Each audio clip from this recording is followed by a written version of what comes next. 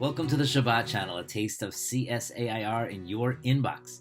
We wish that we could be with you in person, but for now we think this is the next best thing. So check out this week's episode for music from an amazing artist and Torah from our own CSAIR community.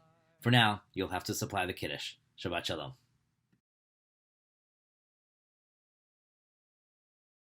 Shabbat Shalom. I'm Rabbi Avi Killip. I am the VP of Strategy and Programs at Hadar. And more importantly, I'm a CSAIR member. And I'm so sad to have missed seeing you all for so many months, and so honored to share a bit of Torah this week for the Shabbat Channel. This week is Parshat Shemot. We start a new book and a new adventure. This is the part of our story where the children of Israel turn from a family into a people. The scale changes. As our numbers grow, we zoom out. There is so much that we gain by thinking and operating as a people. And yet, we never lose the personal. Each individual still carries their own personal story. I want to share a midrash from Shemot Rabbah, where Moses, teaches us what it looks like to care for many and to care for one. Amru Rabotenu, our teachers have said, once, while Moshe Rabbeinu, Moses, our teacher, was tending to his father-in-law Yitro's sheep, one of the sheep ran away. Moses ran after it until it reached a small, shaded place. There, the lamb came across a pool and began to drink. As Moses approached the lamb, he said, "I did not know you ran away because you were thirsty. You are so exhausted." And then put the lamb on his shoulders and carried him back. Amar HaKadosh Baruch Hu, the Holy One, said, "Since you tend to the sheep of human beings with such overwhelming love, by your life I swear you shall be the shepherd of my sheep, Israel." Thus it says, and Moses was a shepherd. This is a beautiful story with so much to teach us. Moses is a shepherd. He is responsible for the entire flock. Yet when one sheep leaves the rest, Moses notices and follows. He finds the sheep drinking, and not only is Moses not angry, he is able to see the deeper need. "Oh," he says, "you must be so thirsty and tired." He understands that the sheep has wandered off in search of comfort, and he goes beyond what would be expected of a shepherd and carries the sheep back on his own shoulders. In this pandemic, we are each looking at the big picture. How is our community, our country, our world? But we must each also look at the level of the individual. Moses gives us something to strive for.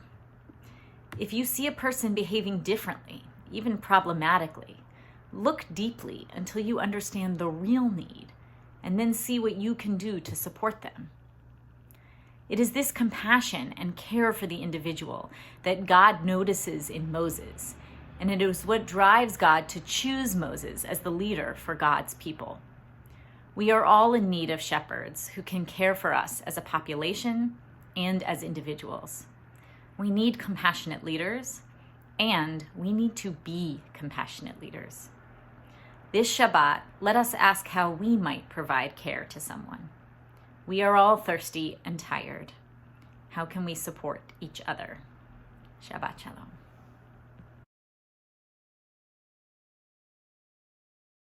Hello, my name is Ariel Root Wolpe, and I'm a rabbi in Atlanta, Georgia, and I'm going to share with you a song I wrote called Karaticha, which is taken from Psalm 130, from the first verse, which says, Mi mamakim karaticha havaya. From the depths I call out to you, havaya. Adonai shim'a b'koli tiena oznecha, kashuvot lekol tachanunai. God, lend me your ear. Be attentive to my plea. Hear me, hear my suffering, and help me out of this deep, dark place. Karaticha relates to this week's parasha, Shemot. It's been a long journey since Breshit, since we started this book over. We've been exiled from Gan Eden. We've experienced the whole world being destroyed and recreated. gone through fratricide and deceit and betrayal, and now we find ourselves here in Shemot, in bondage, perhaps the darkest place yet. But in the darkness, there's always a little bit of light. And this is also the first place in Shemot chapter 2 when we see the people of Israel come together for the first time to call out to God. And I like to midrash this verse. What did this look like, this first collective prayer, this first collective calling out? Was there a common language? Was it unique to each person? Who was doing it? Was every man, woman, and child calling out, or was it just the few that had faith? Was there a melody? Were there common words? The text doesn't say. All it says is Vayishma Elohim, and God heard and God answered their calls. But maybe it sounded like this.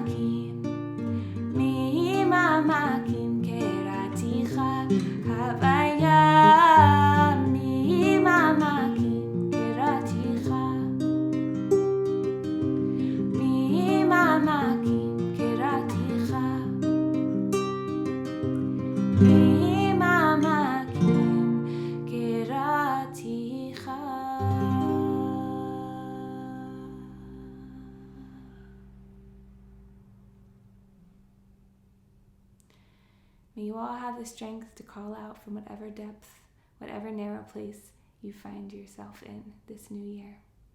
Shabbat Shalom.